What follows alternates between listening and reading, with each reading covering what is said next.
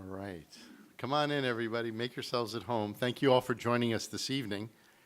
It's a privilege to be with all of you and to welcome you to our convening of the Francis Factor Dialogue led by our initiative on Catholic social thought and public life. And we gather this evening as we approach the 5-year anniversary of the election of Pope Francis. In this moment, which provides for us a time of reflection and conversation, we seek to deepen our understanding of the tradition that animates our community and strengthen our enduring commitment to our mission as a Catholic and Jesuit institution at this challenging time in our world. 5 years ago, as the world sought to understand this new Pope and the vision that he would bring to the Catholic Church, Father Antonio Spadaro's contributions as the editor-in-chief of the journal Civiltà Cattolica illuminated in a powerful and lasting way the spirit and message of our new Holy Father. We're honored and privileged to have Father Spadaro with us this evening to share his reflections and to offer his comments on Pope Francis's global vision for our church. Following his address, John Carr will lead us in conversation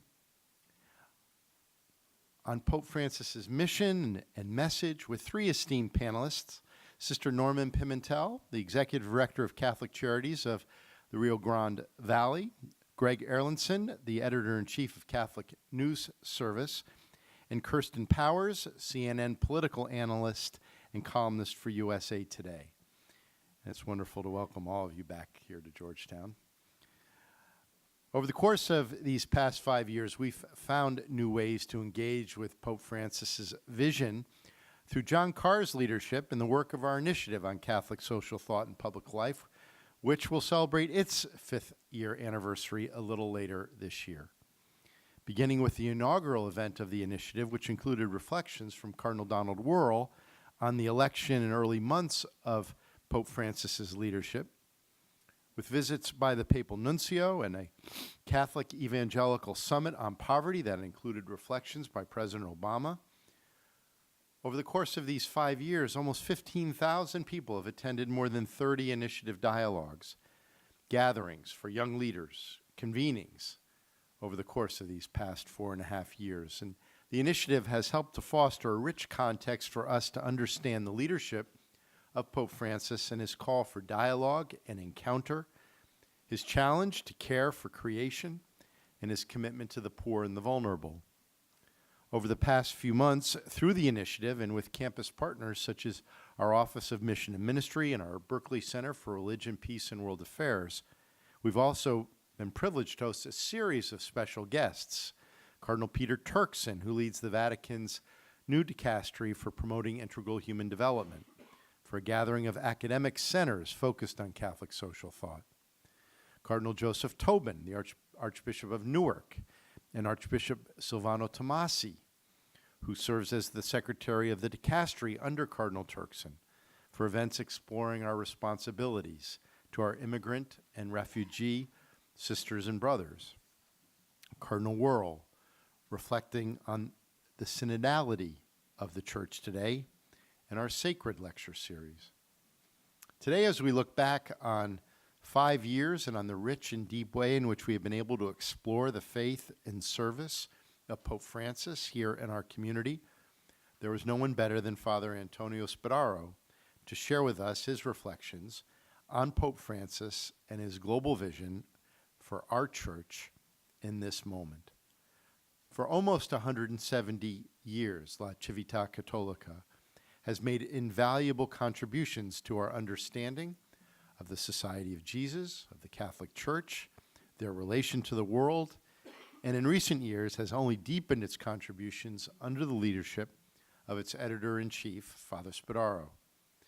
In a 2012 interview with one of our students, a part of our Jesuit interview series in our Berkeley Center, Father Spadaro shared that his initial contributions to La Civiltà Cattolica were inspired by his enduring interest in cyber theology. In his own words, confronting the spiritual ramifications of the internet age. His writings at that time focused mainly on culture, on literary theory and criticism, on music, contemporary art, new communication technologies, their impact on our lifestyle and thinking, as well as hacker philosophy and cyber theology. He's now published or edited about 30 volumes on theology and contemporary culture, and among them, Cyber Theology, Thinking Christianity in the Era of the Internet, which has been translated into 8 languages. In 2011, he began his service as editor-in-chief and has become best known for an interview with Pope Francis that took place over the course of 3 meetings during August 2013 in Rome. This was the first major interview with the new Pope, which was simultaneously published in Jesuit journals around the globe and highlighted the ideas of community, discernment, and mercy, themes that have emerged as central to the pastoral ministry of Pope Francis. In the years since, Father Spadaro has developed a close relationship with Pope Francis, and through his role as writer and editor, has made significant contributions to our understanding of our tradition. He has edited the first book of a Pope for children, Dear Pope Francis, the Pope answers letters from children around the world. Through the responses Pope Francis offers to children in the book, we're able to experience his simple and clear vision, grounded in humility and reverence. And he has edited the writings of Jorge Mario Bergoglio as a Jesuit and then as Archbishop of Buenos Aires. And today we here at Georgetown are privileged to have Father Spadaro's leadership within our community as a member of our university's board of directors.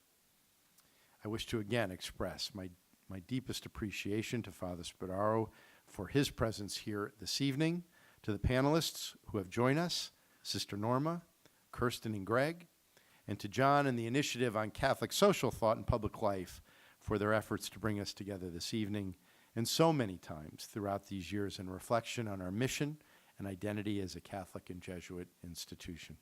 So I want to thank you all for being here this evening, and at this time, I'd like to welcome to the podium Father Antonio Spadaro.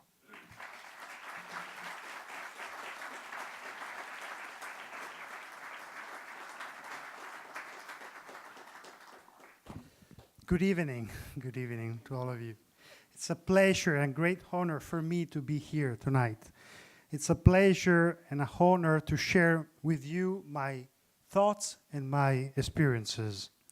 Allow me to say thanks to President De Gioia, because his leadership of Georgetown University gives me hope and provides me a model of passionate commitment for building a better world.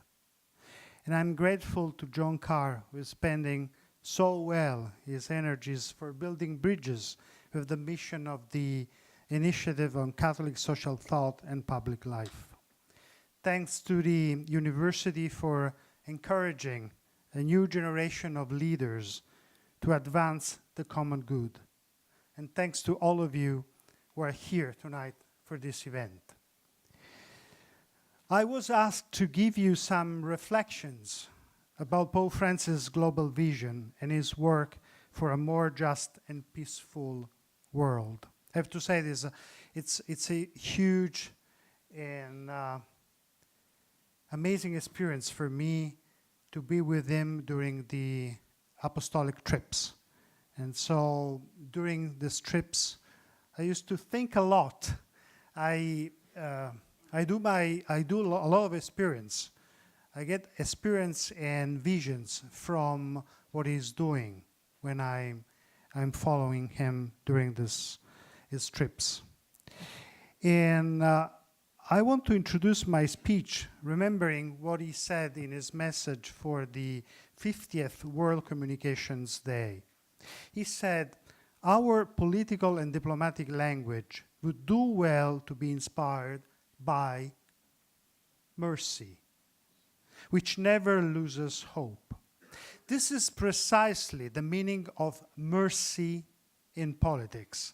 Do not consider anyone or anything as definitively lost in relations between and among nations, peoples, and states. do not consider anyone or anything as definitively lost. This is the meaning of mercy in politics. So which is the Pope Francis global vision, and how is it work for a more just and peaceful world? For Francis, mercy is not an abstract or pious concept. It's the action of God within the life of the world, in societies, in human groups, in families, in individuals. God not only acts through the lives of individual people, but through the historical processes of peoples and nations, even the most complex and intricate ones. The Church itself is described by Francis as being fully part of our cities, its borders demarcated only by the permeable, flexible, tent-like walls of a filled hospital. My address to you tonight seeks to spell out the significance of Pope Francis' diplomacy of mercy through some specific aspects in his visions. The first aspect, a geopolitics that dissolves fundamentalisms and fear of chaos. Francis never gives into the temptation to identify religion with fundamentalism.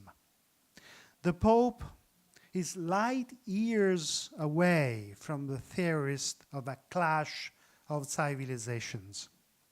Francis seeks to dissolve the narrative of a toxic final clash of religions that nourishes the fear of chaos. The strategy for political success today becomes one of inventing dangers, amplifying the rhetoric of conflict, exaggerating disorder, agitating the souls of the people by painting worrying scenarios that bear no relation to reality. This is why Francis is carrying forward a systematic counter-narrative to the narrative of fear. There is a need to fight against the manipulation of this era of anxiety and insecurity. This is the first aspect of his geopolitics, of his vision of the politic. The second aspect I want to share with you, a geopolitics that does not see Catholicism as a political guarantor of power. Francis strongly resists also the allure of Catholicism seen as a chaplain of Western civilization, kind of a political guarantor of the last empire, inherited and inheritor of a glorious past, pillar against the decline seen in the crisis of global leadership in the Western world. A possible attempt of the Church to sponsor the end of liberal democracy in favor of a postmodern Middle Ages in which the Church would still guard the legitimacy of politics is not the right path to follow, not at all. Francis recalled this in his meeting with the US bishops. Be careful, he said, not to fall into the temptation of confusing the power of strength with the strength of that powerlessness with which God has redeemed us. And never make of the cross a banner of worldly struggles. Bergoglio wants to liberate pastors from the feeling of being at war, kind of a cultural war, surrounded and dismayed under a sort of Masada complex by which the Church feels enclosed by a society it must fight against. Faithful Christians should not opt for considering the church as a counter society, as societas perfecta, we say in Latin, but a church that is in the world society and in dialogue with it. A church that extends her relationships in order to gather synergy for the constitution of peace and the construction of peace and justice. Any other option doesn't work.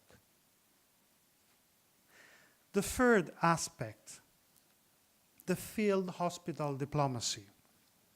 Bergoglio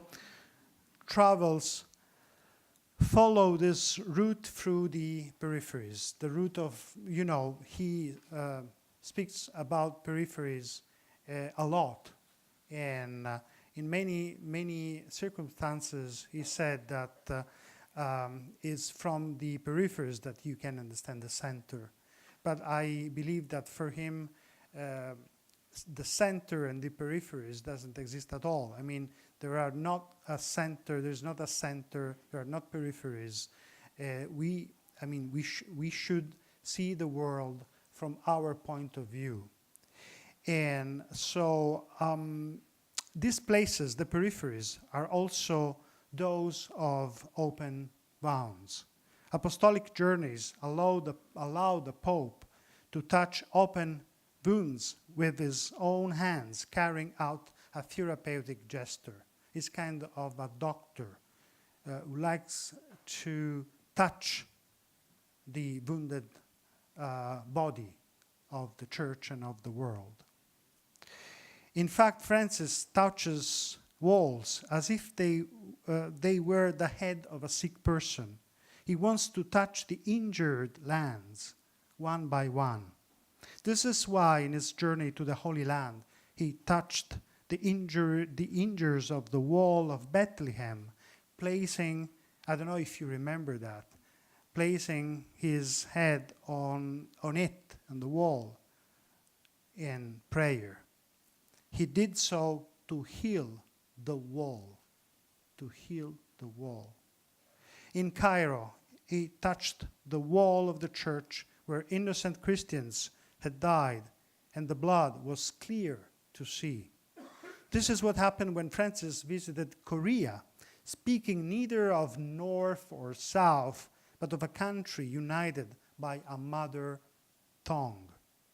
This happened when he visited Sarajevo, Albania, Lampedusa, Lesbos, Bangui, Sri Lanka, the South Caucasus, touching with hands the open wounds between Georgia and Russia and between Armenia and Turkey and Azerbaijan as well. We recall the voyage to Mexico and the stop in Ciudad Juarez at the US-Mexican border. The papal altar was just 80 meters far from the border. Behind the Pope was Mexico. Before him was the United States. I said Mass with him at that time. I was so distracted because I was kept by the vision of the people in front of me and just at the side. So I was in a position in which I could see both people, the Mexican people and the US people. So the people were gathered there behind a dividing fence to listen to Mass. The wall became a virtually crossed bridge. Francis explained the importance of healing in his address to the US Congress. He said, "Our response must be one of hope and healing, of peace and justice." The Pope travels to touch injuries and place his hands on those injuries, as Christ placed his hand on the injuries of his time. The fourth aspect, an incomplete and open diplomacy. Addressing the writers of my magazine, La Civiltà Cattolica, on the occasion to mark our 4,000th issue, the Pope told us, "The crisis is global," he said. And he added, "Only truly open thought can face the crisis. understand where the world is going, and handle the most complex and urgent crisis.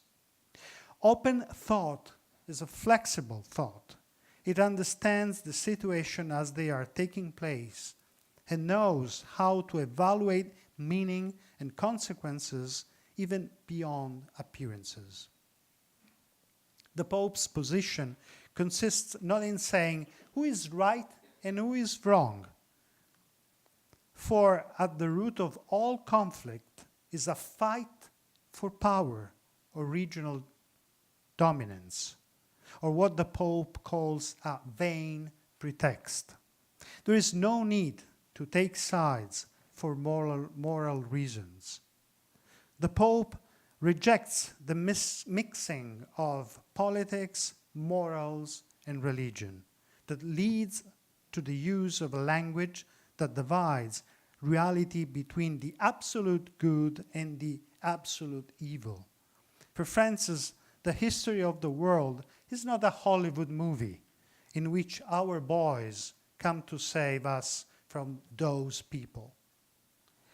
He knows there are always different interests at stake, and that different sides act out of standing points that are usually morally ambiguous. This is why Pope Francis wants to meet the major players in the action, to create an encounter in which all sides can think together, seeking the greater good. This is the way in which he exercises his soft power, that is the specific characteristic of his international politics. Consider, for example, the important role the Holy See played in the war in Syria in September 2013. Today, as the intra-Islamic conflict between Sunnis and Shiites continues, with Syria being one of its battlefields, it's important not to fall into the trap of putting Riyadh and Tehran as the opposing forces and taking one or other sides. Francis met in the Vatican both the Iranian President Hassan Rouhani and Abdullah bin Fahad Al-Aidan, advisor to the Minister of Islamic Affairs of Saudi Arabia. Another important action to remember is the improvement in relations between Cuba and the North American continent. This is how the Cardinal Secretary of State, Pietro Parolin, described Francis' engagement in this case. He said, "The Pontiff did not want to rewrite history, but to move it forward." Let's also remember how the Holy See contributed to the historic peace between the government of Colombia and its long-standing guerrilla groups. It's an ongoing process, of course. We saw also the process of peace and reconciliation at work in the case of the Rohingya. On the lead up to this trip, we witnessed a strong media pressure on the Pontiff. It almost seems that the very moral credibility of the pontificate was in play on his use or not of the word Rohingya. A word, because of its political connotations, that was deemed unpronounceable in the context of Myanmar. For many, the Pope was faced with an alternative without a middle ground, pronouncing the word Rohingya, and thus making himself a defender of a persecuted ethnic group, irritating, however, the government and compromising dialogue, or not pronouncing it, avoiding conflicts, but losing moral credibility. Francis has traveled his own road, as usual, with discretion and not in a timid way, regardless of the opposing polemics and pressures. And considers also that Francis' desire for a bridge with China, symbolized by the bridge in airspace that has allowed the Pope to fly over the territory of the People's Republic on 3 occasions. Other popes have never been allowed to fly over China. An important element of the Francis' recent trip to Myanmar and Bangladesh is the fact that the Pope considered explicitly the new role that China wants to develop and is already developing in the international context. A matter of fact that Francis himself summarized in the press conference on the return flight to Rome with these words: "Beijing," said the Pope, "has a great influence on the region, and it's true that China today is a world power. If we see it from this side, the situation in Myanmar, Bangladesh, the situation in Asia in general, it can change the panorama." Now a little more about China. Francis is walking the same path of John Paul II and Benedict XVI, trying to find a way to dialogue effectively with the Chinese authorities. This is what Pope St. John Paul II wrote in 2001 and Benedict XVI quoted in 2007 in his letter to Chinese Catholics. "I express," said St. John Paul II, "the hope that concrete forms of communication and cooperation between the Holy See and the People's Republic of China may soon be established." And Benedict XVI added in 2007, "The solution to existing problems cannot be pursued via an ongoing conflict with the legitimate civil authorities." This was Benedict XVI. You know that for decades, bishops were elected locally throughout the country in the open churches operating with government approval. In countless instances, these were not episcopal candidates approved by Rome.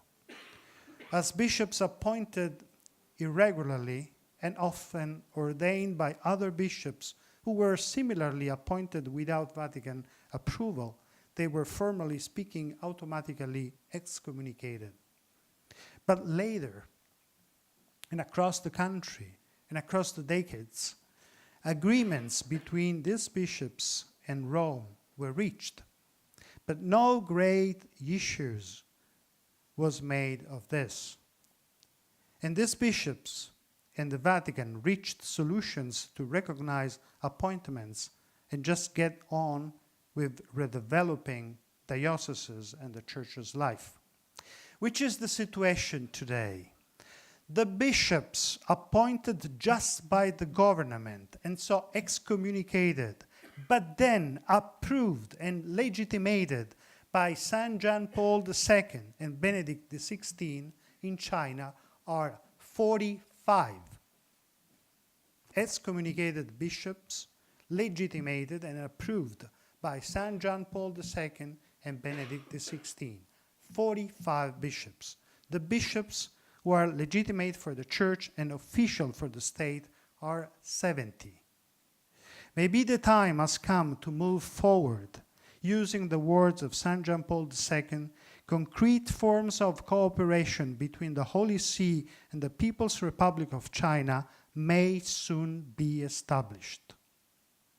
The Vatican and China relationships are taking clearer shape, step by step, and Pope Francis and Cardinal Parolin share exactly the same view on the topic and on the process. Some are asking if it's acceptable to give the authority to ordain bishops to China government. This question is completely wrong. This is not the content of the agreement. To put it like that would be a mischaracterization. The Church doesn't want to give away the authority to ordain bishops. The history of the Church is the history of finding agreements with the political authorities about the appointments of bishops. In the present agreements with some Western democratic countries, there are still rules about government's veto power on the appointment of bishops. In about a dozen countries in the world, the civil government still has the right of consultation or even the presentation. For centuries, Catholics were suspected in this country, in the United States, for being loyal to the Pope and not to Washington. And thus they were called Papist, a derogatory term. In Italy, during the First World War, Catholics were suspected for siding with Austria, a loyal Catholic country. China, of course, is different, but it's not so special in this. And there are steps to be done. Remember also that the Holy See reached a consensus with Vietnam, a communist country, on bishop appointment, and no one raised noise. Are still problems, or we get the perfect solutions for all problems? It is certain that there will still be misunderstandings and suffering to be faced. But we all have confidence that once the issue of the episcopal appointments has been adequately considered, the remaining difficulties should no longer be such as to prevent Chinese Catholics from living in communion with each other and with the Pope. It is not therefore a matter of maintaining a perennial conflict between opposing principles and structures, but of finding realistic pastoral solutions that allow Catholics to live their faith and to continue the work of evangelization in the specific Chinese context. And so the last very short aspect I want to talk about, the vision of the geopolitical vision of Francis, is the diplomacy of solidarity. Bergoglio's experience and understanding of history also prevent him from being an abstract pacifist and ideologue. Pope Francis is not a pacifist in a classic meaning of the word. He knows that pure peace does not exist and that humanity will always face conflicts. Conflict cannot be eliminated either from human relations or from international relations. Peace for Bergoglio means acting on the most delicate areas of international politics in the name of the outcast and the weak. So peace initiatives in a world living a dramatic piecemeal Third World War, and there are more than 30 around the world, must always be connected to the two great social themes that concern the Pope: social peace and social inclusion of the poor. Armed conflicts have their roots in this kind of issues. Francis does not want to propose a peace understood as a tranquility at the cost of ignoring the injustices and the injustices against the poor. It's time to draw our conclusions now. Francis is a pope who takes up courageous positions, sometimes risky ones, under a specifically diplomatic perspective. Traditional Vatican prudence can give way under Francis to paresia, made of frankness, clarity, and sometimes even challenging statements. In his recent address to the Roman Curia, Pope Francis talked about the Curia as an antenna that sends but also receives. For him, this involves grasping the aspiration, the questions, the pleas, the joys, and the sorrows of the churches and the world, and transmitting them to the Bishop of Rome in order to enable him to carry out more effectively his task and his mission. Even the Curia itself is interpreted not ad intra but ad extra, as an antenna able to reach out people and nations for enabling the Pope to listen the world and its needs. And this is a kind of a new understanding of the Curia itself. It's kind of a revolution to understanding the Curia as an antenna, which is able not just to elaborate inside of the Curia itself messages, but to keep the messages for the Pope. So it's able to send messages, but also to receive from the Church and from the world. The world political vision of Francis and his visionary gaze suggest us the possibility of a new global role for Catholicism in our hurting world. Thank you. Thank you so much for your patience.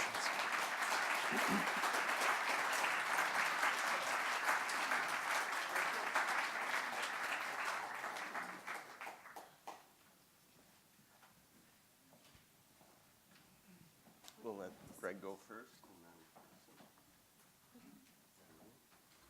Then me.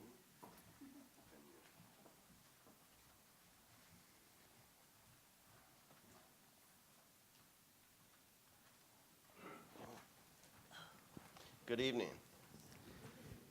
What a powerful set of reflections. They had breadth, they had depth, they had a framework, and then they had an example in China. You gave us a wonderful sense of Pope Francis' global vision. We're going to take a little bit different angle here. We're going to look at these 5 years from how it felt in the United States. Before doing that, I want to say a word of thanks, particularly to Father Spadaro for being with us.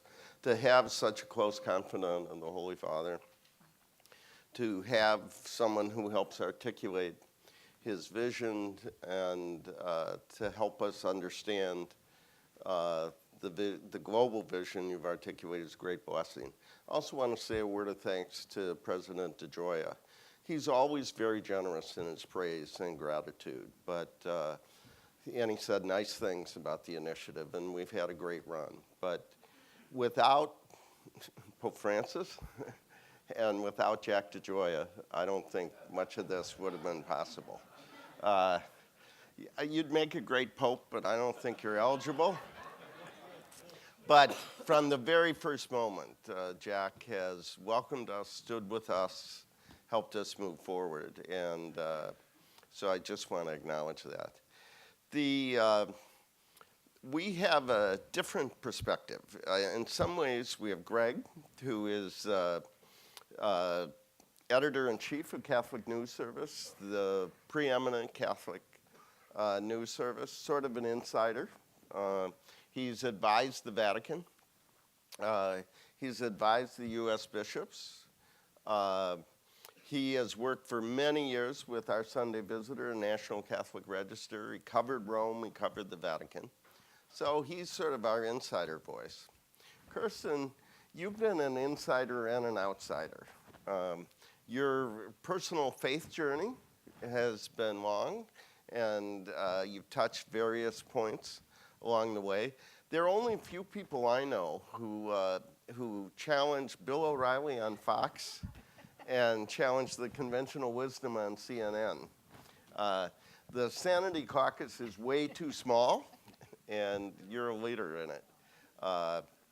You born in Alaska, worked in democratic politics, and now is a voice that challenges all sides from the pages of USA Today and on CNN, almost every night these days.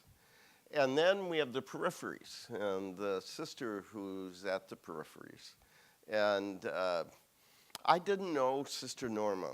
I was watching this amazing teleconference, this town hall. The Holy Father wanted to go to the border when he came to the United States, and for a variety of reasons couldn't. And so ABC arranged this town hall, and it was a deeply moving experience as these families poured out their heart. And then I will not get this exactly right, but as I'm watching, the Holy Father goes, "There's a sister out there, come forward." And he points out Sister Norma, and she came forward and says, "I know about you. I know about your work. I know about the work of the sisters in the United States. And he says, is it all right for the Pope to say, I love you?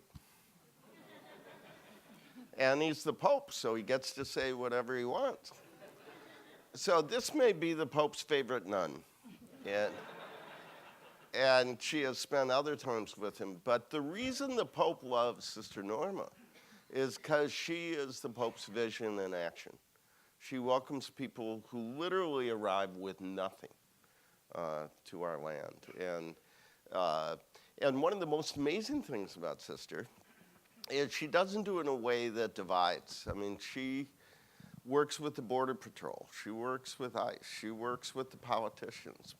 So we have an insider, outsider, and somebody on the peripheries to take a look at what the last 5 years have been. So think 5 years back. 5 years ago, Sunday, I was with John Ensler at the Anchor Mental Health Association, and the word came over the radio that Pope Benedict had announced he was going to resign. And that was the Center for the Mentally Ill. And my first thought is, this is crazy. You'd have to be crazy to think the Pope could resign.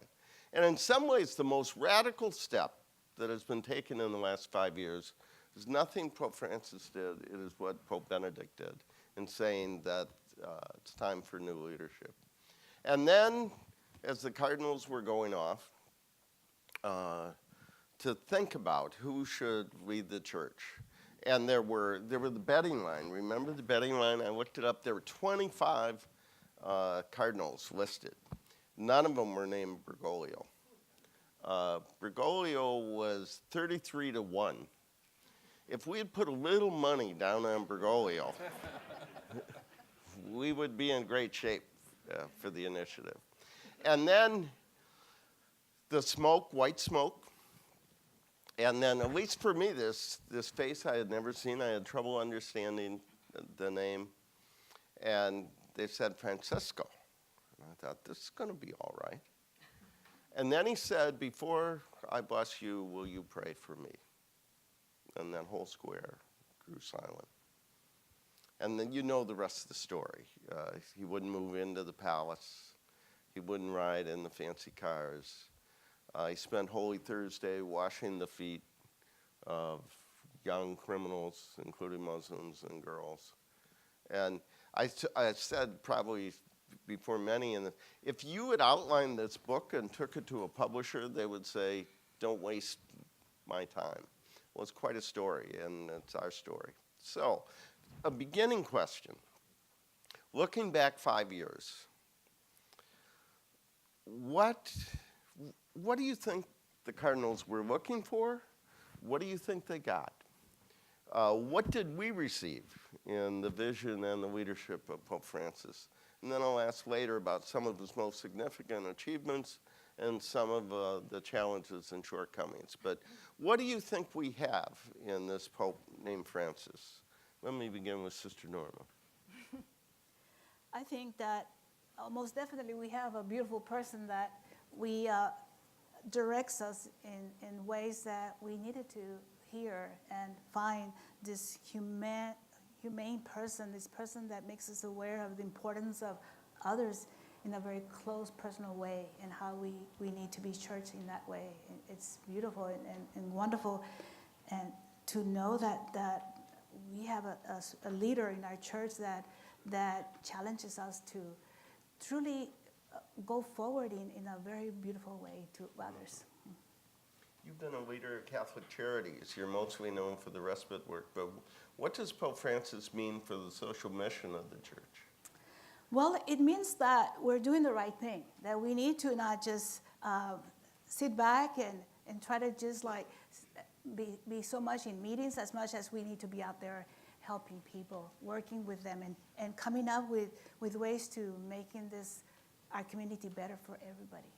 Not just for some, but for all of us. Be inclusive, be ready to rethink whatever our policies are that are not excluding some people that should be part of our mission and our purpose of who we are as church. Greg, let me, as the sort of church expert here, what do you think the cardinals were looking for, and what did we get? Well, coincidentally, I brought something that I didn't know you were going to ask this question, but I thought what might be helpful. First, when you were describing leading up to the conclave, right before they go into the conclave, they go to their titular churches. And I was on a motorino racing from church to church, figuring I would see as many homilies as possible to glean something from it. And this horde of journalists was doing the same thing. I went to actually 5 different masses, going after Angela Scola and the people that were the papabile. Bergoglio did not even go to his titular church, I don't believe, and was not, only a few people, I think, very late in the game thought they heard his name coming. So he was such a surprise. But when you go back, and before they go into the conclave, they have the general congregations where they each get to talk for 4 or 5 minutes. And I think that's revealing. I mean, we had the John Paul II Benedict pontificates that were in some ways yoked, which may be unfair to both, but they were. And then you had the Pope resign, and there was this sense of tiredness, I think. And what was the church looking for? And they went for the man from the far country, right? Who, in his brief talk, what were the themes that he brought up? The evangelizing presupposes a desire in the church to come out of herself. The church is called to come out of herself and go to the peripheries, not only geographically, but also the existential peripheries. When the church does not come out of herself to evangelize, she becomes self-referential and then gets sick. When the church is self-referential, inadvertently she believes she has her own light. She ceases to be the mysterium lunae, reflecting the light of Christ. And I think that he really was challenging. I think he was given 5 minutes and he spoke for 4, but I think he was really calling for a different kind of leader, someone who was truly, who was not sitting there caught in these internal church concerns and matters, but trying to push the church out to engage the world. And I think that the cardinals heard someone who had that sort of different vision, different energy, and that was what attracted them to him. Kirsten, you were watching this from a different perspective. Do you get a plenary indulgence for going to 5 titular churches? I mean, it was terrible. I can't remember if I went to communion at any of them. I was busy hopping on this motorino and racing through the streets to get to different weds. Kirsten, you were not following all that. What was your sense? What do you think they were looking for, and what do you think we got? Well, I don't know what they're looking for. I wasn't even Catholic yet at the time, and so I was watching this as a non-Catholic, but was completely transfixed by Francis immediately. I mean, from the word go. And I had been watching the Catholic Church. I had been thinking about maybe down the road I might become Catholic, but I hadn't gotten really serious about it. And there was something about Francis. I'm not saying I became Catholic because of Francis, because I don't think that that's right. And I actually really like Pope Benedict a lot as well. So I think sometimes we have this, when people talk, it's kind of an either or. And I think that I had read Pope Benedict's book on Jesus, and I thought he was an incredible man. And I think we're going to talk about that a little bit later. But to me, the thing that struck me about Francis immediately, it's interesting you're saying they're looking for a different kind of leader, especially being in the United States, where I think there's been such a failure of moral leadership, and it's particularly among religious leaders. And I think it's obviously gotten worse with the way that evangelicals have rallied around Donald Trump. For me, personally, I mean, other people might be fine with it, but it's been problematic for me. But I thought he just, it was like watching Jesus. That's just what I felt like. I just thought, wow, this is what Jesus was like, and he's humble, and he's not ostentatious, and he's not, I mean, I think stylistically, you could say, oh, well, this is just a different style, but I think it was very important. I think trying to pay his own hotel bill, I think, these kinds of things actually matter. And I just thought, I just was absolutely fascinated with him, but I wasn't familiar with the process of how popes are chosen, and I guess I'm still so naive that I think the Holy Spirit did it.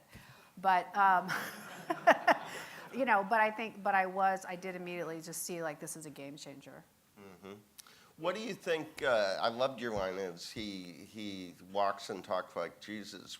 One of our original Francis factors, Michael Gerson, an evangelical, said, "I'm not a Catholic," but he said, "Your Pope is a troublemaker," and everyone sort of laughed. And he said, "There's nothing more dangerous than a troublemaker with a plan." And I asked Ross Douthat if Pope Francis was a troublemaker, and he said, "Of course, he's a Christian." I think Ross thinks he's more of a troublemaker now than he did then. But what is the plan? What do you think his achievements have been, his impacts have been, and where do you think the shortcomings or the remaining challenges are? Let's start with Greg. Well, thinking about his achievements, one of the things that intrigues me about Pope Francis, and we can talk about his communication style, but in some ways he was kind of a proto-populist in a wave of populism that occurred. He was a little bit ahead of the curve.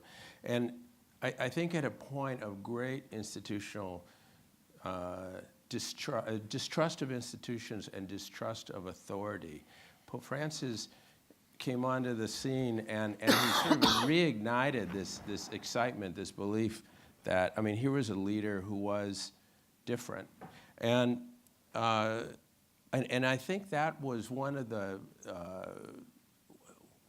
in some ways was the great contribution. I try to think of what would happen if Benedict, or if someone had been chosen who was, say, a Curial official who had stayed Pope, had become Pope after Benedict. And I don't think, I would have worried that there would have been a drift again. He was this whole fresh way of seeing what the church could be. And he had this great, we've alluded to it in some ways, he has a way through his words and his actions of immediately being understood or of capturing people's imagination. I mean, Father Spadaro referred to the phrase that in some ways will be most identified with him, I think, which is the field hospital.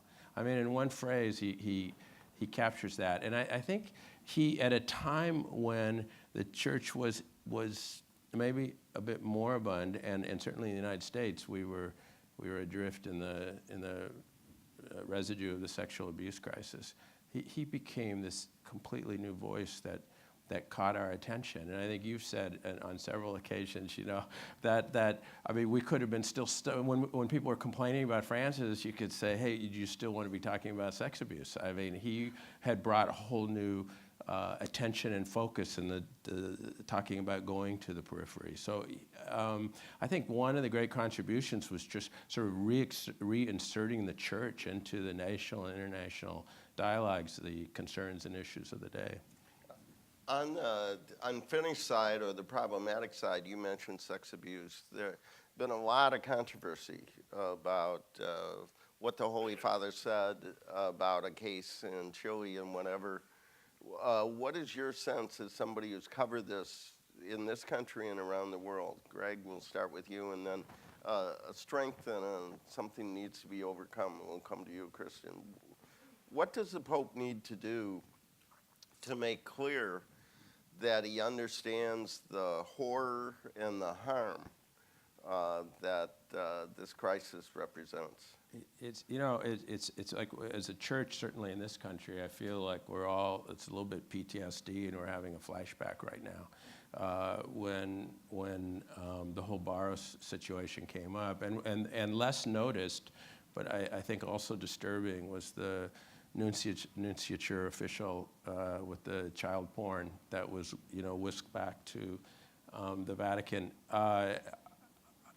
I'm not sure, actually. Time magazine had a little essay on it, and the headline was something to the effect of, has Pope Francis lost his morals? Which is a very awkward phrase, but what I think it betrayed is this sense of, will the Pope lose his credibility in this issue, especially where you see the standoff between the victim and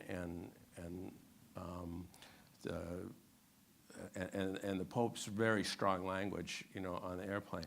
I do think that bringing in Bishop Scicluna who I know and who had a phenomenal track record, I think, in addressing abuse cases, I think was a good move. But it's not going to be enough. I think the Pope has to somehow, the Pope, who's a master of gestures and who is a master of mercy, but also of forgiveness, I think is going to have to find a way personally to address the situation in a way that ends the conversation. I won't attempt to prescribe whether he should pull the bishop or not, but I think he has tried to make clear in other instances that even if you're a bishop, you're not immune. I was supposed to say this several times before now. If you want to join us, you can join us at GUCST Public Life and use our hashtag Francis Factor. Kirsten, strength and achievement and impact in an area of continuing challenge. Well, I mean, the couple key strengths, I would say, obviously, he has made, I think, the church relevant in a way that maybe it wasn't to secular culture before, right? I think, what we saw with him was, especially I work in such a secular environment, and there's this sort of attitude that, oh, religion's so yesterday, and we're secular, and we're just all the nuns, and everybody's leaving religion, and nobody cares about that. And then, of course, he comes along, and he's a rock star. And you see when he comes to the United States how he's responded to how everything he says is just, showing up in the media. Everybody's writing everything down that he says. And I think that was really encouraging to me to say, like, look, there is a real hunger out there for this. And so, I think people who aren't even believers were reacting to him. You had atheists writing positive things about Pope Francis. And then I think for people who were Catholics who had felt rejected by the church for various reasons, they now were feeling like mercy, his central, really what he's all about. They were feeling this sense of, well, maybe there is something there for me. Maybe I can come back. Maybe I'll be welcomed. And I think, you just can't overstate the importance of that. On the relevance, on the hunger, you're starting a new podcast, aren't you? I am. It's called The Faith Angle. Thanks for doing all our plugs now, I guess. Yeah. With Relevant Magazine, which is a young evangelical magazine with Jonathan Merritt, who's a religion reporter, and we're going to look at all the different faith angles. That's why it's called Faith Angle. Terrific. You didn't need to be reminded of the peripheries, some of us, and I probably was a little too dismissive. You're not only the Pope's favorite nun, you've been working for decades as Director of Catholic Charities, as a leader in the Rio Grande Valley. You have more awards, I think, than the Holy Father has. But I don't think so. But what do you think in terms of achievement and in terms of an area that needs more work? Well, I think working with the people that really are hurting and coming, and we live there and we welcome them and we see them on a day-to-day basis, I can see the importance of how to embrace them and be part of who we are and not reject them and not push them away. And so I think we definitely have to find a way to merge that separation that exists between us here, that half of us are in favor, half of us are not. And I think we're all good people.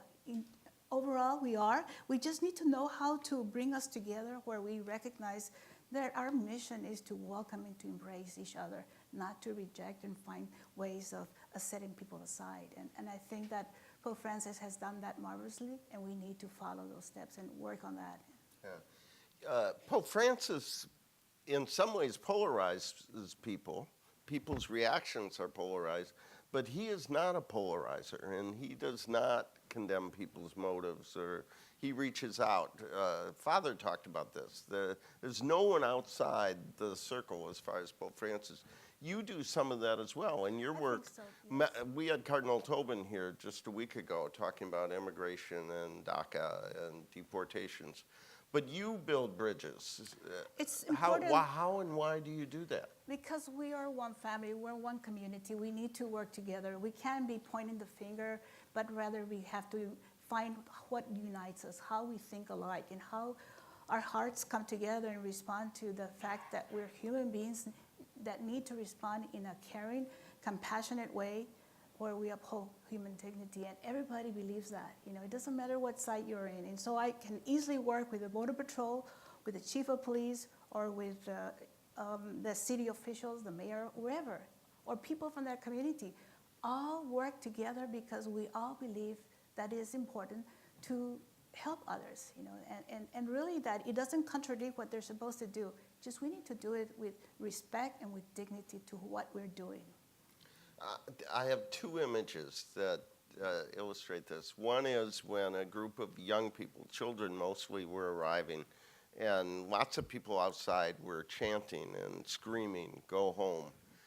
And the other picture I saw was of the head of the Border Patrol being a part of a bike ride that you did to raise money for welcoming those young people. How do we get beyond these, not only the big wall, but the other walls that are between us?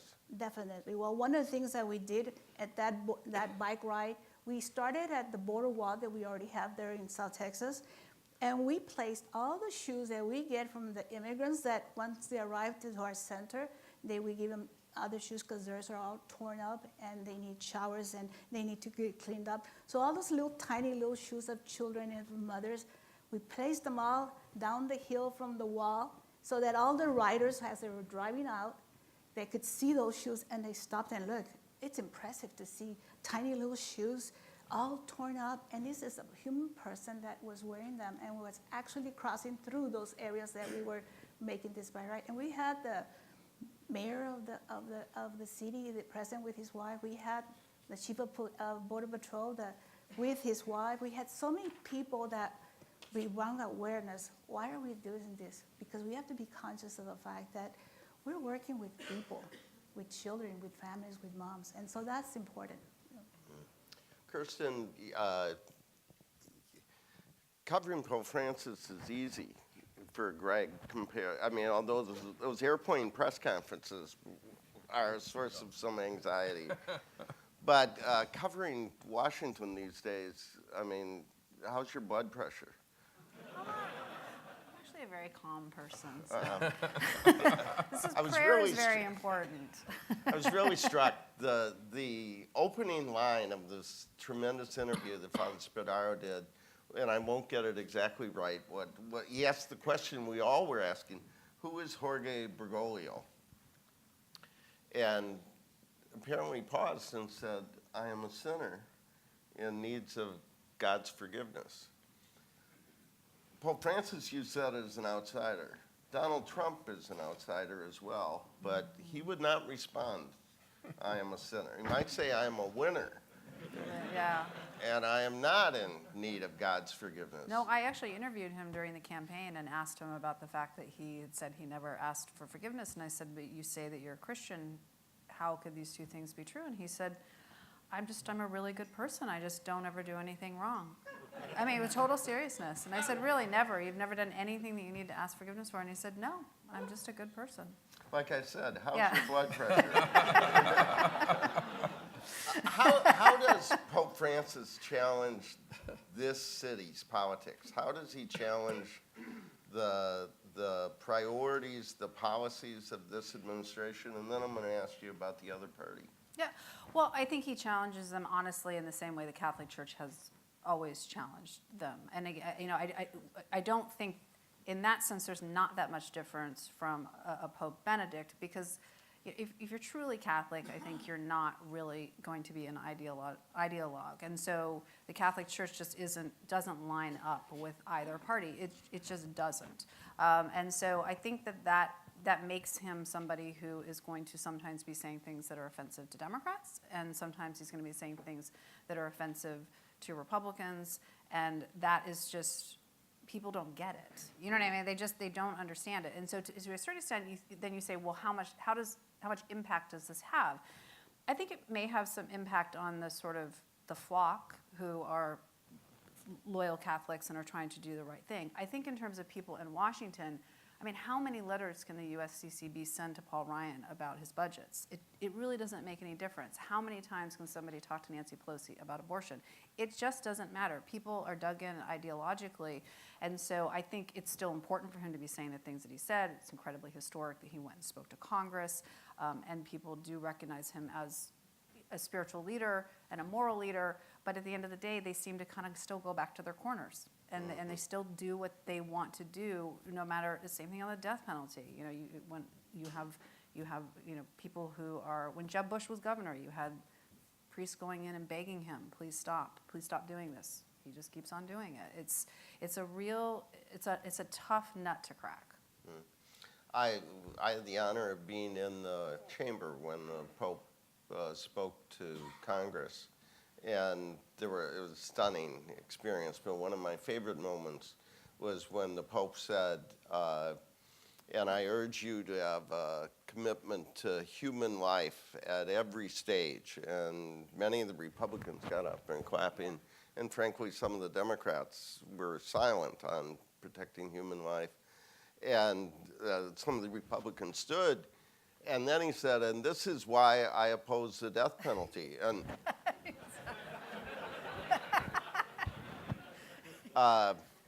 but frankly, there seems to, I teach a seminar here, and I asked my students to take a look at the principles Pope Francis and the USCCB on immigration, on the budget, on tax, on health. I mean, it seems to be pretty pervasive. Now, religious freedom, abortion. You asked him about abortion as well in your interview. Asked Trump, did I? Yeah. I don't remember that. Oh. I think that was somebody else. Oh, okay. I asked him about sexual harassment, which went well, really share well. that with us. Yeah, well, I asked him about, he was defending Roger Ailes, the CEO of Fox, and I said, why are you defending him? You don't know what happened. And he said, well, I do know because I know him, and he's just not, he's never done this in front of me. And I said, well, why would he do this in front of you? That just think about what you're saying, you know? And so then I said, what would you do if Ivanka was treated this way? You know, if she was sexually harassed by her boss. And he said, well, I just hope she'd get another job or find another career. Yeah. One of the things Father Spadaro said is, no one is beyond redemption. And I couldn't help thinking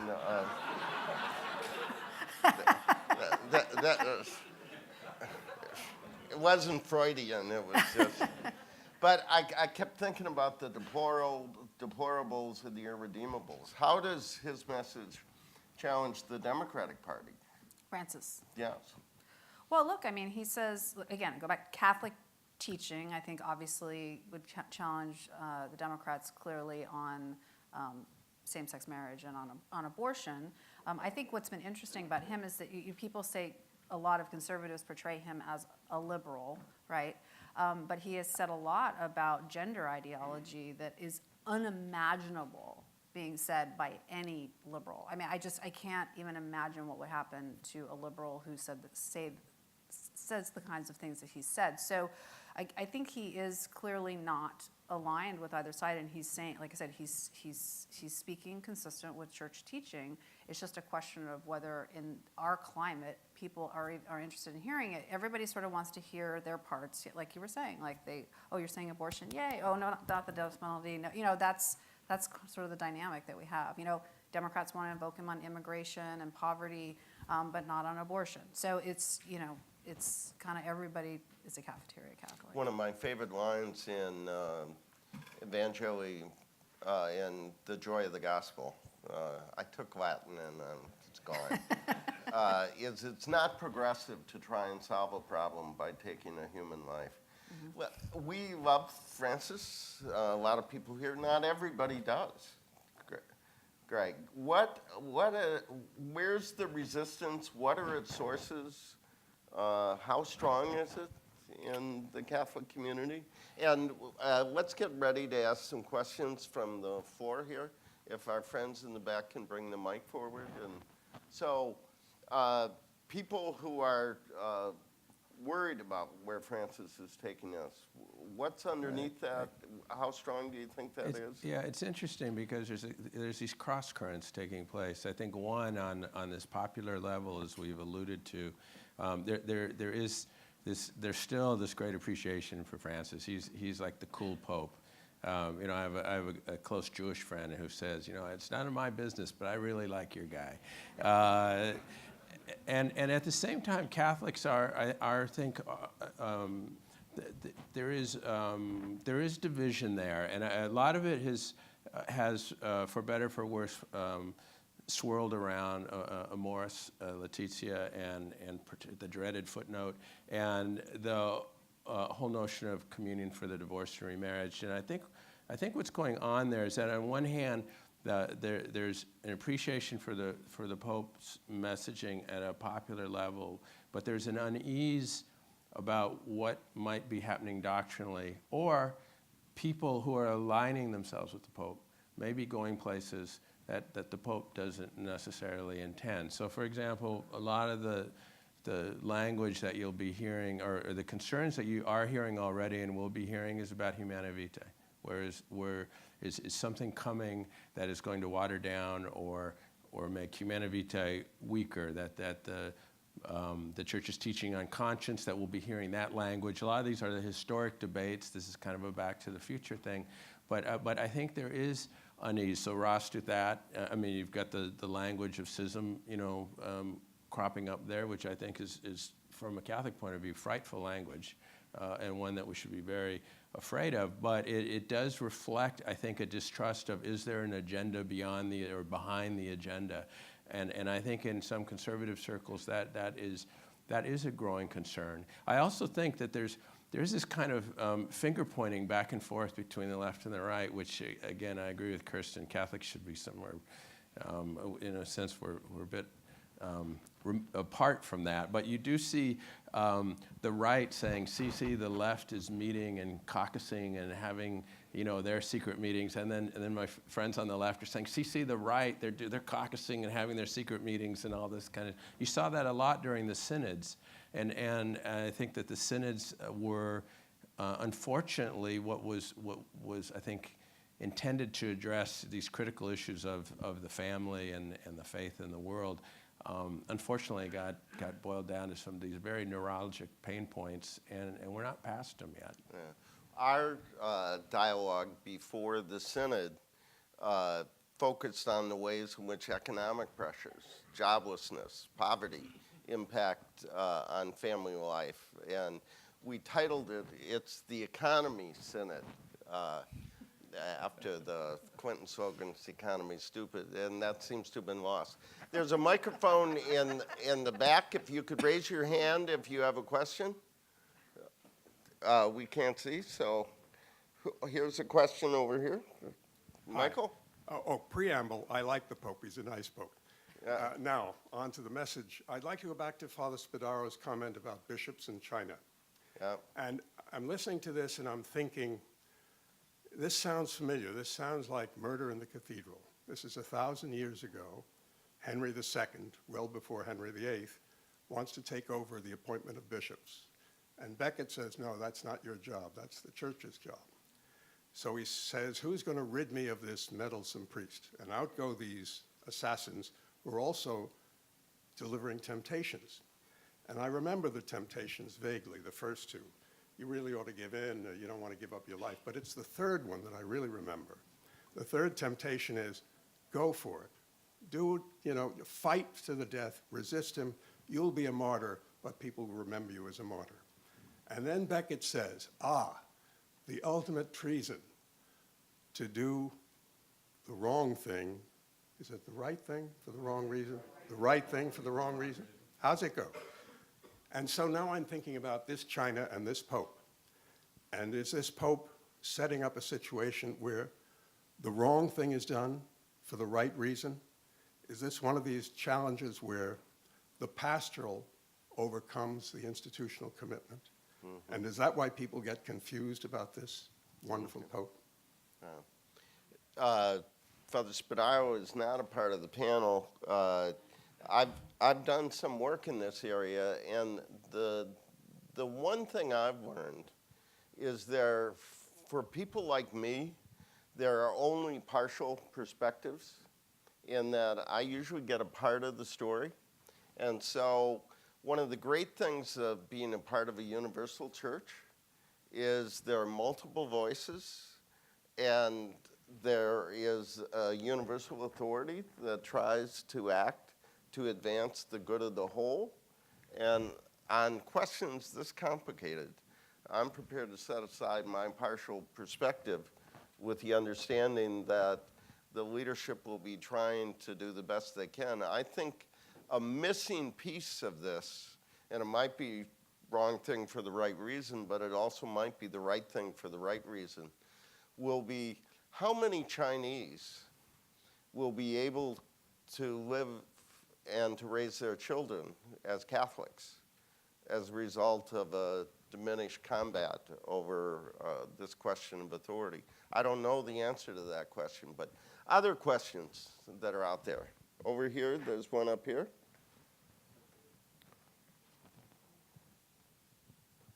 Thank you. When Francis, Please stand up. Sure. When Francis came in, there was a lot of coverage of how he was expected to reform the Curia and also clean up Vatican finances. And it seems like those stories have really dropped off the front pages. I was wondering if you could talk a little bit about those sorts of goals over the last 5 years. Thanks. Money and power. It sounds like you, Greg. Well, my wife would beg to differ. I think that one of the challenges, and I didn't say that early on, but I do think one of the thoughts in the minds of the cardinals electing Bergoglio was Curial reform. I think there was a lot of frustration there. In some ways, I mean, probably to put it crudely, the tail was wagging the dog a bit. I think the bishops did want changes. There was, of course, some scandals that had taken place and all that. The challenge is how do you reform an institution that is really gifted at avoiding reform and there is very skilled. There's a great Italian novel, The Leopard, Gattopardo, in which it's about the unification of Italy and the changes that are going to come about. And the Duke says, everything must change so that everything stays the same. And I've had many Italian friends quote that to me. I think it's a work in progress with the C9. But looking at it again, Explain the C9. C9 is the group of cardinals that have been advising the Holy Father from the very beginning about the changes. I was involved in the media committee, which was looking to reform all the various tentacles of the Vatican's communications operation. It's extremely complicated, and the Holy Father has the instructions we were given was that no one was supposed to lose their job in the course of it, which makes reorganization even more challenging. So I'm hoping it's a work in progress. I can say this only on a certain superficial level, but each time I go back to Rome and I ask people about it, people aren't sure, how much change is actually taking place. Lots of things are being rearranged and moved around, but it may be after this pontificate that we really see, on the economic level and the banking level, I think there's been some real compliments that starting with Benedict and then continuing with Francis, that they've really been cleaning up their act, and if there's any of the risks of money laundering and all that has been, they've been really trying aggressively to address it. But in Italy, nothing is simple, and the Vatican ultimately is in Italy, and so I no offense to my Italian brothers, because I feel like I'm secretly Italian myself, but I think it's still a work in progress. I'm struck. Maybe our business school should look at this. If you look at Francis, you would think in terms of brand, it's the ultimate turnaround story in some ways. And when you look at management, who would say you ought to gather all the heads of your department at Christmas time and tell them Yeah. they're all doing a terrible job, and here are the 13 ways that they're doing a terrible job. You know, that's a really good point. You know, as a populist, I mean, in many ways, his communication style, everything is as a populist. There are some similarities with our dear president, but he also has this anti-institutional tone. But then you got to get the institution to come along with you, and it is true that the shepherd has to smell like the sheep. Shepherd has to smell like the other shepherds. And you've got to bring them with you, and I think that is a challenge that he's faced. When I saw the pictures after the Christmas homily, part of me said, I don't know if this is the best thing, but it looks like they had it coming. You know, there was something to it. Other questions? Back there, and then there's one up here. Yeah, on the point about the neo-traditionalist criticism of Francis, the panelists talked about how it's maybe primarily based in doctrinal disagreements, but I would ask to consider maybe 2 points. If that's the case, then why is there such a specific criticism from the right in the United States, in the American church, as opposed to elsewhere, to some degree, in figures like Ross Douthat? And second, isn't there something to be said that figures like Massimo Fagioli have argued that it's not a doctrinal criticism, it's really a cultural criticism from that's based in political ideology that I think Father Spadaro's famous article in July made light of, that it's cultural criticism. These points in Morris about communion for the divorced is really minor doctrinal points, and it's a cultural fight that's occurring. Sister, part of what's going on is, it seems to me, my parish, we had a progressive pastor and a conservative pastor. We have old Anglos and new Latinos. We have liberals, conservatives. We love the Pope. I mean, there's no conflict at St. Ambrose about the Pope. The resistance to me seems more powerful than I thought it would be, but frankly pretty narrow and pretty elite. What's going on in the Latino community? How do they see a Latin American Pope? Is it cultural? I know you're speaking much more broadly, but what does it mean to have a Latin Pope? I think the fact that he comes from a Latin background, that he has lived in the Latin culture, really highlights the Latin community and recognizes who we are as a people and in the church, and feel validated that there's a part of us that form part of the church that's important. And Pope Francis seems to understand that, seems to bring it forward for us. And so I think the people in the Latin community and our culture are very pleased to feel part of the church through a Pope that supports us, encourages us, and speaks for us. Well, I was just going to say, I have a lot of conservative Catholic friends, and so I have this conversation a lot. And I mean, to me, there's no question, and I say this to them, that they have confused their politics and their theology. I mean, it's so clear, it's amazing that they can't see it. And the criticisms that they make of Francis, let's set aside divorced and remarried Catholics taking communion, put that to the side. They have a lot of other criticisms. For example, Francis is a Marxist, he hates capitalism. Well, okay, I mean, there's nothing in the Bible about capitalism, so I'm not really sure what the problem with that is, if that was even true. And Pope Benedict was a critic of capitalism. He called it a failed ideology. So, and you can kind of go down the line. Well, on the environment, well, guess what? Pope Benedict was the Green Pope, and you can just do this on every single issue, that they're basically the same on most of the important issues. And so then they've narrowed in on this idea of, well, but, marriage, and he's destroying marriage, and actually we're having a conversation. And something that they then say is, well, he's reopening things that were settled. It's like, well, were they really settled? I mean, you thought they were settled, but that's like my liberal friends saying abortion's settled. They said Roe v. Wade happened, it's settled, we can't talk about it anymore. It's like everything actually hasn't been settled, and we're having this conversation about, is it merciful to not allow people who through talking to their parish priest after they've gotten divorced and remarried, whether or not they should be able to take communion. There's no decision's been made. So I do think, to me, it's very clear that that's what's going on, and I don't think it's a coincidence, like you said, that it's happening primarily in the United States. Yeah.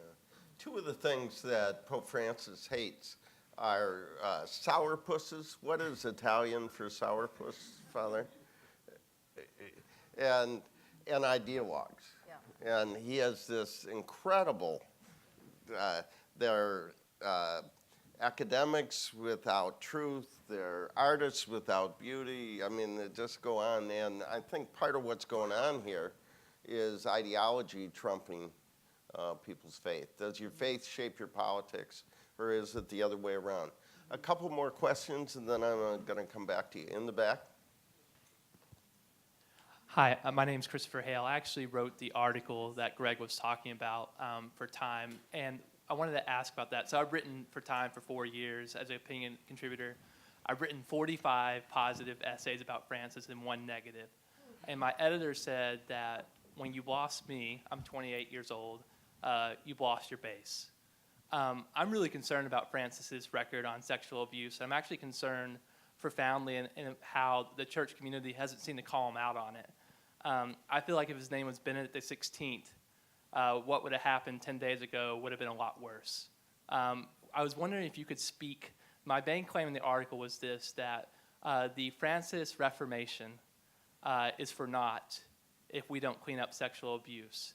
I was wondering if you could speak for Francis' record on sexual abuse compared to his predecessor, Benedict XVI, and how is the Francis Reformation possible without cleaning up sexual abuse, and what does he need to do specifically? I still think we should answer that question on specifics, particularly in this case in Chile. That's an easy one. First, and what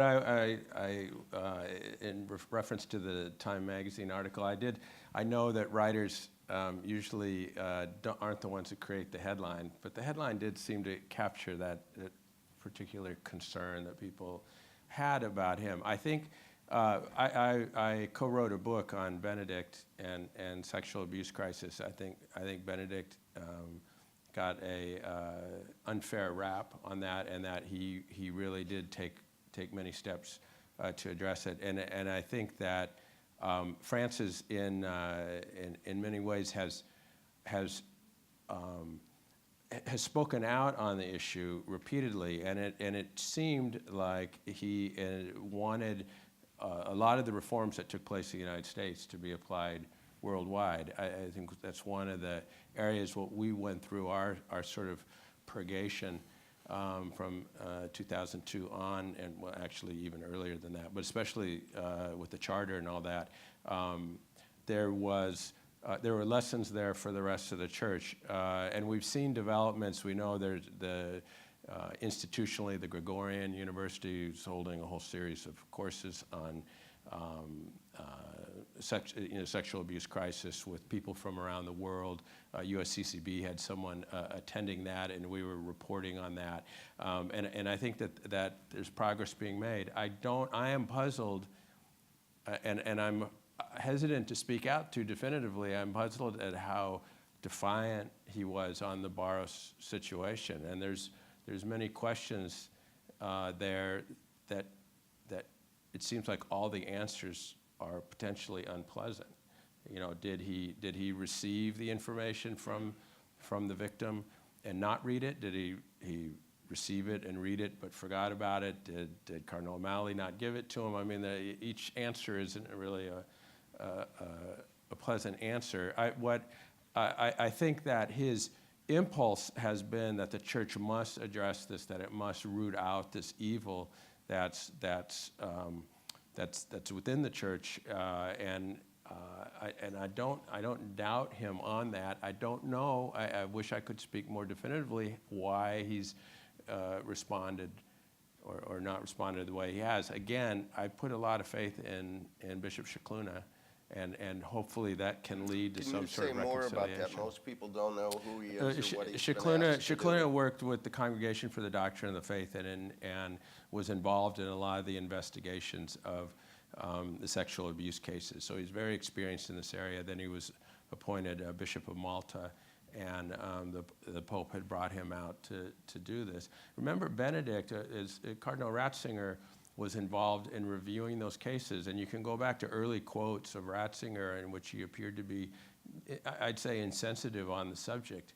But I know a priest that worked with Cardinal Ratzinger in this weekly review of these cases, and this was really a frightening experience for the cardinal and for the people who are working with them as they delved into these cases and reviewed these cases. And I think when Cardinal Ratzinger became Pope Benedict, he was very assertive in this area. We see it most dramatically with the addressing Maciel and the head of the Legionnaires. Okay. Yeah. I just think there just has to be zero tolerance. It's like the church just can't, separate from the fact, the moral aspect of this, you have to listen to the victims, you have to take them seriously, especially after everything that we've seen. And I think Chris is right. I mean, this is also separately from the fact that the victims should be treated fairly. It hangs over Pope Francis's legacy. I mean, really, there is a risk of completely wiping everything out. I mean, this is not, after all of this time, there's just no excuses anymore to be making mistakes on these things. I really think that you have to give deference to, if you have a choice there, the deference should go to the victims. That's just my opinion. And you need to get to the bottom of it before you say anything. Yeah. When I worked for the Bishops' Conference, it was one of the great experiences of my life. But I worked through the worst of the sexual abuse crisis in this country, and I worked directly with some of the people that have been in the movies and the stories. And my takeaway is that Pope Francis has identified the fundamental problem, which is clericalism, but it still is infecting this institution. There are not enough parents in the room when these decisions are made. And I think we ought to look for some new focus and some new answers on this specific case. But more importantly, and here's where I have hope in Pope Francis and Cardinal Sean O'Malley and others, is I think we need a different way to think about this, act about this, judge on this, and if necessary, punish on that. And then that involves more parents who feel this directly. One last question. I think I see a hand over here, and then I'll turn to our panelists.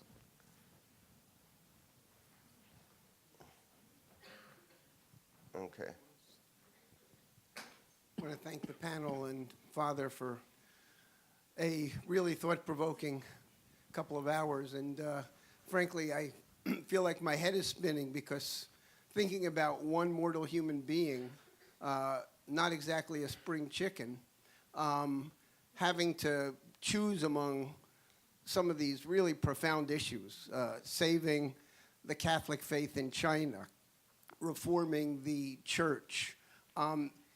Is there a job description in terms of defining? I mean, I think the thing that everybody has sort of said is that the Pope invokes the image of Christ.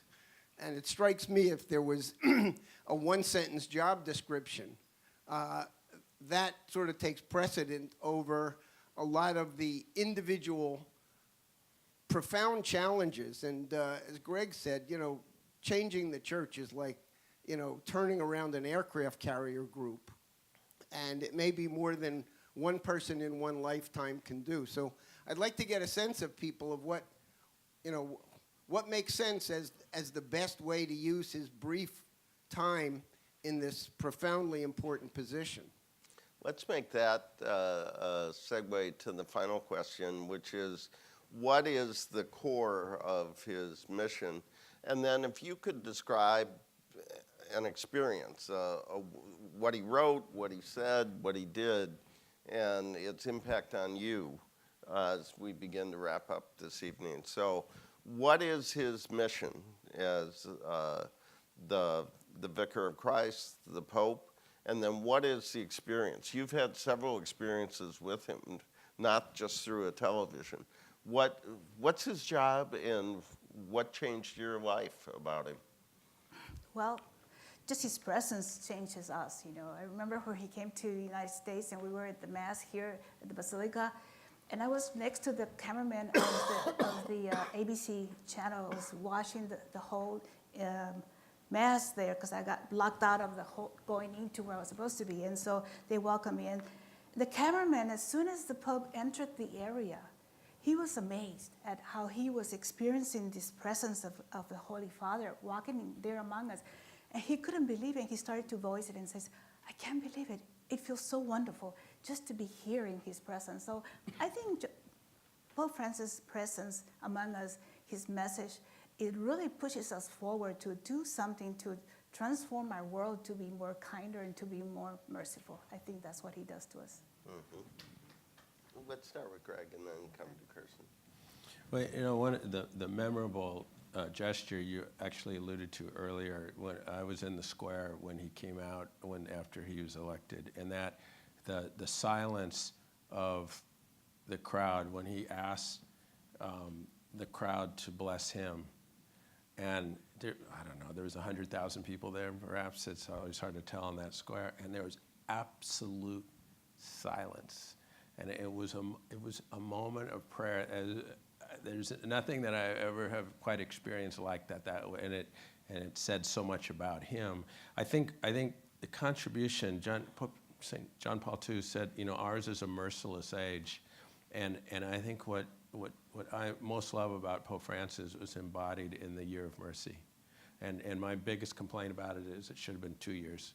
It was just, and I think I think it's what we are so unforgiving and so merciless with each other.